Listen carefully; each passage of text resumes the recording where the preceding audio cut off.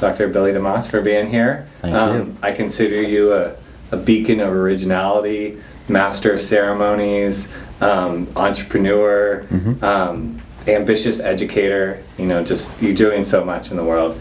And so I wanted to talk to you a little bit about everything that you're doing. Perfect. So the first question I have is about authenticity. So I consider you a very authentic person. I hear that all the time. And I love that about you. Right. And so I feel like when you are more authentic, then it's more likely that you're going to come up against some resistance and haters are going to hate. Oh, of course. And so how do you personally overcome that, or how do you even, what's your perspective on that? I love haters. Oh. You have to have them. I mean, if you don't have them, you're not doing anything. Yeah. Sometimes even when I post stuff and I'm not getting haters, I'm going, am I losing my touch? So I sometimes I even instigate it, try to promote it by doing such like outlandish posts or, Can you give me an example? I push the vaccine thing pretty hard, and I'll throw in some derogatory terms that I'll throw out the vax heads, as I call them. Yeah. Pus-loving vax heads. So that you just doctor it up so that you can see that somebody would get a little bit upset. Yeah. Yeah, it was right after Cal Jam one year, and it was like I had one of my speakers was hanging out, and we've become really good friends, Danny Constable. And he was all upset about some things that were going on in on Facebook. There's these little groups, and they were kind of railing on Cal Jam and Sam, it's all about the money, which, Jesus, if people only knew. But he was all upset because, there were all these haters hating on me, and I go, dude, come on, man, if you don't have haters, and I say it's just like it's water off a duck's back, after a while you get just callous to it, And so have you always been that way, or do you feel like... No, I think as you get older, you have more fortitude, and you have, you're pretty comfortable who you are. At age 58, I think I can feel pretty comfortable in my own skin. Yeah. And the authenticity thing, I hear that all the time, but I learned also a long time ago that it's okay to be yourself. And then when I learned that it was okay for me, because I always try to be the white coat, kind of real doctor, metapractor, I want to be liked by everybody. And now I don't really give, Yeah. an S, as we say. I don't know what the language requirements are here, so. Yeah, I don't know what YouTube's language requirements are. Oh, no, there's no problem. I do that because my videos are pretty. Oh, then yeah, go for it. Okay, good. I can be authentic? You can be authentic. Okay, good. Yeah, what I'm really hearing from you is that when you're authentic and doing what you love, and people are hating, that you're making a difference. Because otherwise, if you're not making a difference, people aren't paying any attention. And when people are paying attention, then you're going to get some of that, negative. Right. Even in social media too, you'll see there's a lot of haters and trolls that are basically paid for by big pharma. So, and then what's good about haters too is they'll come on your page and make comments, which spins you into the algorithm. So it just gives you more exposure. And then they share it on their pages, and they get more haters coming over. So if you want to get the message out, you're going to have to get beat up a little bit. Yeah.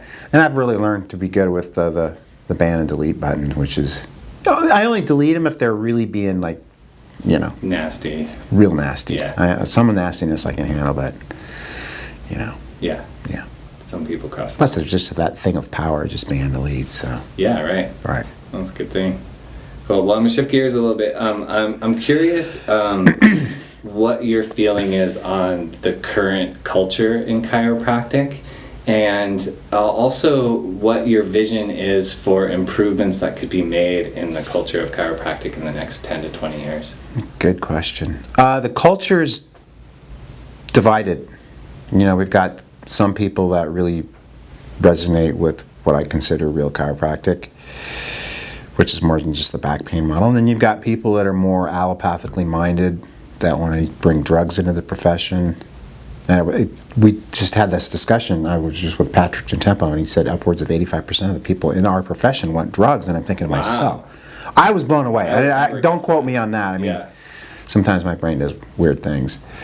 But the whole vitalism thing is so huge anymore, not only in chiropractic, but you're seeing that movement within other... In every profession. Right. And it's just validating stuff that we knew since 1895. Yeah.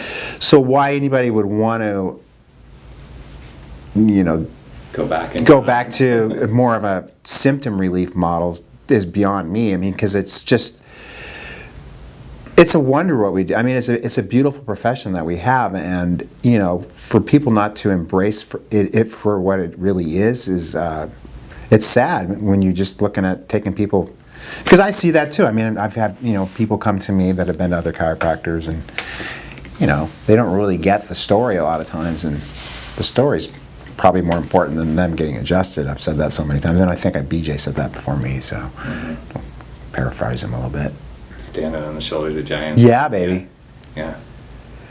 What was the second part of that The question? second part was, you know, what would you like to see change in the next 10 to 20 years? If anything could change within the culture of chiropractic that we're creating, Right. what would be your hopes for? Well, I would like to see, I think a lot of this has to do with chiropractic education.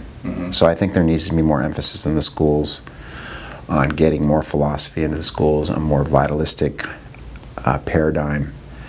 Because I mean, I came out of school the same way. I didn't know any better, and it wasn't until I was really exposed to, you know, this philosophy through seminars like DE or New Beginnings, or you know, any philosophy seminar I went to in the past, and then I just took that energy at those seminars and started the Dead Chiropractic Society, which was over 20 years ago, which kind of blows my mind. But I mean, it's such a beautiful, beautiful profession, and why it's not being taught in the schools. I mean, give people, like I tell people all the time, at least give them a well-rounded education. I mean, you can have all the science and peer-reviewed, whatever you want to do, and you got to learn the art too, which is another thing I think a lot of students need to really focus more on the art. And not like when I was in school, I don't know if you guys can do this, but what we did is we went and got tutored by, I had a Japanese tutor. He just taught me everything about speed. And I think when you get out of school, if you're already really accomplished at adjusting, it's just going to magnify your success, because a lot of students get out of school and they think they're going to learn, you know, you're going to learn it in practice, but why not learn it before? Yeah. I mean, because like after 32 years doing this art, you get to be very proficient at it, especially when you're doing it on upwards of 100, 150 people a day. So Right. So I think number one, we need to have more. The culture has to change within the schools so that we're breeding that, because I think what's happening now, especially with a lot of schools, foreign schools especially, I think, because I talk to a lot of kids from England and UK, is that they're going way allopathic. They're looking for just back pain, and they really have no faith in the chiropractic adjustment as far as removing subluxations and allowing that body to express 100% of its innate potential. More that kind of Right. practice. So you're getting more and more. Yeah. We're flooding our profession with more people that have less faith in chiropractic, and we need to at least give them. Like I say it all the time. I mean, that's why I really appreciate all the students that come to Dead Chiropractic Society from LACC. Just give them a well-rounded, you know, scope of what chiropractic's about. Because what happens in those schools, they're only going to get one side of the story. And what's astonishing, it's not astonishing, it's just obvious, but those students that do come to DCS are the ones that usually are the most successful in their classes. So I think you can get the science down, but if you don't own the art and you don't own the philosophy, you're not going to be as, you know, well-rounded, you're not going to be as successful. I mean, it's just the way it is. And the fact that they're putting the extra energy into going to DCS or seminars, like today we had the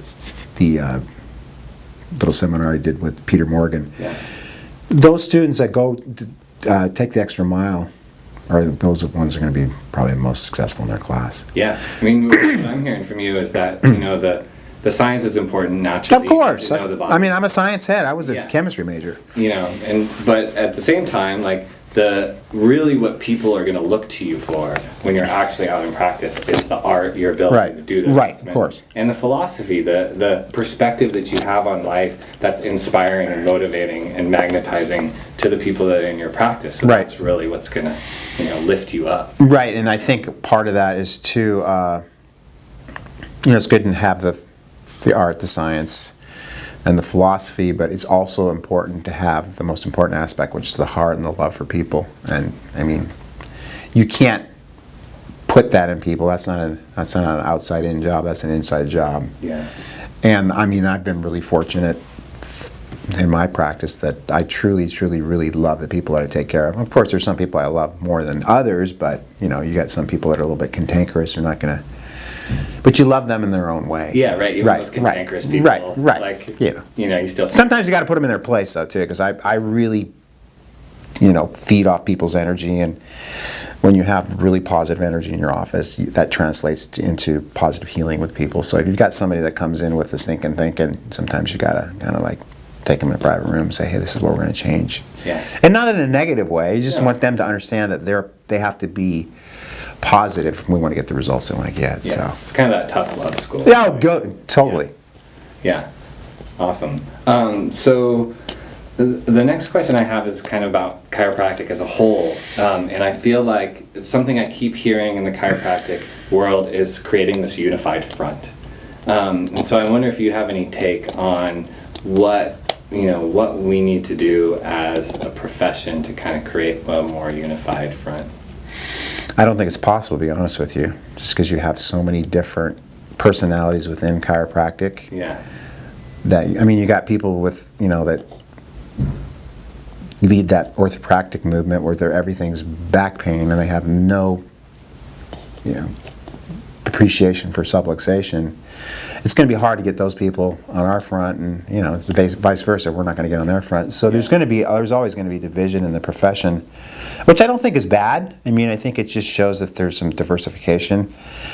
And I don't understand why you would limit yourself to something like just back pain only, because chiropractic is really like dentistry to me. It's like something that everybody needs, just like they need to take care of their teeth. You need to take care of your spine. So well, it's interesting because dentistry, I feel like, has kind of this united front. Like when you look at it, right? Like when you but you've got different subspecialties within exactly dentistry too. But so however they portray themselves to the public makes it feel like, oh, all dentists are the same, and I feel like chiropractic hasn't quite gotten that. I just think there's a lot more. I mean, dentistry is kind of like cut and dry. It's like you got a tooth there, and we're not talking about innate intelligence. And even though there's a lot of studies coming out that shows the person's dental health has a lot to do with their overall health as well. So I mean, maybe I'm not right on that one, but I'm just saying that chiropractic it's always had a hard time with people's acceptance because of obviously negative press from the AMA and the medical profession. So number one, people, you know, already have premonitions of what we're supposed to do. So when we come out and we try to be what we really are, which is, you know, the vitalistic chiropractor, in my opinion, of course, it's going to be hard for some people to wrap their head around it, you know. Yeah. So. But I think people are wrapping their head around it more. Oh, of course, dude. I mean, more and more and more and more. I mean, the thing is, everybody's going that direction. That's why, you know, I don't understand people that gravitate that direction, because it's, I mean, people like old Fred Bard saying, you know, even rats leave a sinking ship. I mean, why would you want to get into that whole allopathic mindset? And again, allopathic mindset is good in emergency and crisis care, which is great. I mean, if you're in excruciating pain, that's what drugs are great for. You know, your blood pressure is going to explode your head. Let's get it down, but let's figure out why you have those problems, not just treat the symptoms of the problem. And I mean, it's a very medicine and allopathic healthcare is very limited in what it can do, and that's why I think what a lot of chiropractors do. I mean, you're not going to see a lot of orthopractic kind of chiropractors, more of the orthopedic persuasion, seeing a lot of children. And my practice is 60% kids, and if you really want to see the miracles in chiropractic, kids are such a beautiful way to express that, because they're just little they're little balls of healing energy. You just need to line things up. They don't have the wear and tear on their spine and nervous system like, you know, you're talking like a geriatric or somebody my age, more middle age. That's always inspired me about your practice. Like, how did you do that? I mean, I feel like there's so many chiropractors out there that have maybe 10% kids in their practice. Like, well, it has to do with the doctor's report, so it's orientations, which I religiously do, whether there's one person there, 30 people there. Yeah. And then there, I just go through and show them birth trauma. You know, I use Jeannie Ohm's video, and then I show them C-section delivery, and I let them know this is why your kids need to be checked. And then I show them videos of kids falling. I mean, so I really get them to understand, and then I go through. I mean, if you want the spine to develop normally, you have to make sure it's clear subluxation. You want them to think better. You want them. I mean, but most times, people will bring their kids to you as a last resort when they've tried everything. When they've tried it, when the kid's been on the 12th round of antibiotics, or they're on the 3rd tympanostomy, or right. They're even with that reported findings, you still find that. No, I think what happens in a practice like mine is the light bulbs go on and then people get it. Yeah. But a lot of people do come to you. I mean, I just got a referral from Dr. Sears as a pediatrician for, a kid that he had reflux. And what are you going to put a kid on reflux on meds? And that's what they do. Yeah, that's but it's usually spinal accessory nerve, it's usually upper cervical, and usually in two adjustments you clear these kids out, and the parents think you're like Jesus, because they've been everywhere else, and nothing was working, especially with colicky kids. And these parents don't get any sleep, and then you, in 1 or 2 adjustments, clear these kids out, and they sleep normal again, because kids are supposed to sleep, you know? Yeah, my own personal story on that, in terms of chiropractic as a kid, is when I was 3 years old, I had scarlet fever. And my mom brought me to a chiropractor. Chiropractor adjusted me, and my fever broke from that adjustment. So, wow. That was like. So you got it right very early. Right early on. 3 years old? Yeah, 3 years old. Yeah, so I was lucky. Right. Lucky that way. But so that's always inspired me about your practice. Right, and you do that. It's kind of it's a bummer that in school where I went, we really didn't even ever talk about adjusting kids, and our pediatric class really was only about different antibiotics and vaccine schedules, and to me, which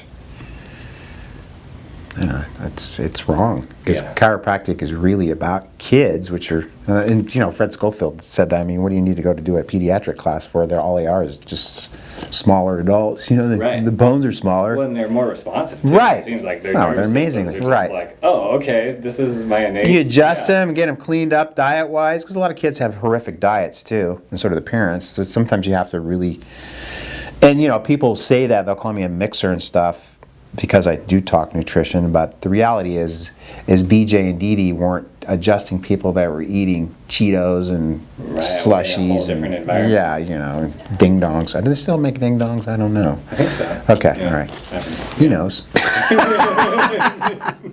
Suzy Q's and I mean, like the whole thing with the vaccine stuff, it like blows me away that people can't see through that big lies. Like, if they really cared about people's health and kids' health, they would probably limit the amount of sugar these kids eat. Yeah. But no, it's not. It's never been about the health. It's just about how we can get more dope and more kids, and create the whole cascade of all the negative side effects, whether it's ADHD, autism, asthma. And then we got more drugs, and basically you get kids on multiple drugs now. It's mind blowing. Yeah. Well, so the last question I have for you is, you accomplished a lot. I mean, you've done so much, and I know that none of us do anything by ourselves. It's all about creating a great team, creating great relationships in order to accomplish great things. And so I'm wondering, how do you do that? How do you create such great teams, such great relationships, and give yourself the ability to accomplish so much? It's interesting you say that, because I think sometimes you can over-delegate stuff.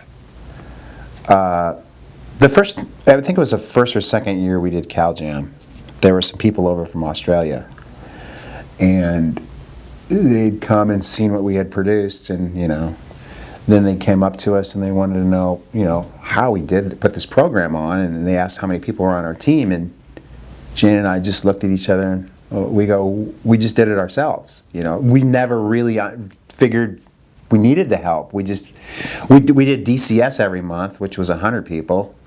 We figured, 100, it's only in that time, I think we were seeing maybe 1,200 people at CalJam.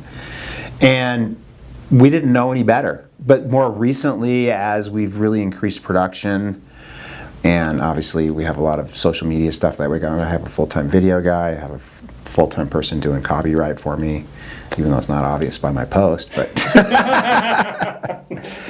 and then we just recently hired somebody to help us with the marketing, because I get tired sometimes, and it's hard for people to believe that, but I mean, as I've gotten older, I've noticed that, you know, I mean, this will be our 10th year. I don't have the same energy I had. I think part of it too has been this last snowboard accident. It kind of took a little bit of my little wind out of my sail, but it's coming back. Good. Good. Because not surfing will kind of. You're getting back on the board. Yeah, but it's not Still, like I'm yeah. surfing like I was before. Yeah. Yeah. It takes time. Yeah. Yeah. Yeah, but I hear what you're saying in terms of that delegation piece, because, you know. Sometimes if you have too many people in your team, it gets to be even more confusing. Yeah. You know, then you got too many opinions in there. It's like, dude, I just want to do it this way, and let's not talk about it anymore, you know? But when you have a team, you kind of like, well, I want this speaker there. Well, I don't like this. So then you got to kind of go around the horn about the things, Right. and it's not just so much just what you want to do, and it shouldn't be just about what I want to do, but it just makes it easier sometimes to get stuff done, Yeah. you know? Yeah, So- it's more streamlined. And you want your team to be on, I mean, I want everybody on my team, as even in my practice. And our practice is very lean too. I have one CA and then one X-ray tech that helps me. And so it just keep everything simple, man. That's what we try to do. I mean, chiropractic's simple. Why do we complicate it and make it, more than it is? Yeah. Yeah. And that's what people love about chiropractic too. That's They so don't. simple, It's yeah. like I have people that leave my practice and they go, "Can you find me a doctor?" And then I send them to somebody that I know, and they go, "I want to find somebody like you though." When I come, what they go to these different offices and they do a lot of different maybe therapies, or they're in there an hour. They just want to get in and they want to get out. I mean, I think that's what students need to learn is. People are busy today. They want fast food, they want fast internet, and they want fast chiropractic. They want to get in and they want to get out and get on with their life. And to me, chiropractic's not any more than just flicking a couple light switches on and then giving them things to do to augment their care at home is what, or we have stuff in the office if they want to do it there too. And then you do a lot of teaching, and that's to me what I think works today, because people want to learn. And they want to learn to take care of themselves, and they don't want to be dependent on me. Of course, they're going to still need to be adjusted. I need to be adjusted, and I can't adjust myself. So, Yeah, that's perfect. I mean, I totally agree with you. I feel like the better the adjustment is, the more you can turn on the nervous system, then give people the resources that Right, they need right. if they want to go deeper than that. But that's like the initial light switch that needs to go on. So how do people get in touch with you? I mean, you're all over the place. You're so inspiring. Like, how do people reach out to you? go to Billy DeMoss on Facebook, and then I'm also the Lyle page is already full for the second time. But yeah, well, it's, when you're outspoken like me, people love you or hate you. Yeah, that's why you it. have haters.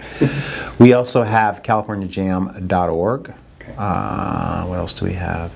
We've got DeadChiropracticSociety.com. I think it should be a good start. I'm really trying to work on. We have a YouTube channel for California Jam. We have a YouTube channel for Dead Chiropractic Society, and I really want to work on a Billy DeMoss YouTube channel. Awesome. Yeah. Well, hopefully this video could be a I part could of pull that my card out and look at. I've got like a baseball card with all my stuff on there. I think that's pretty much everything on there. Awesome. Well, thank you. Thank you. And Really Instagram too.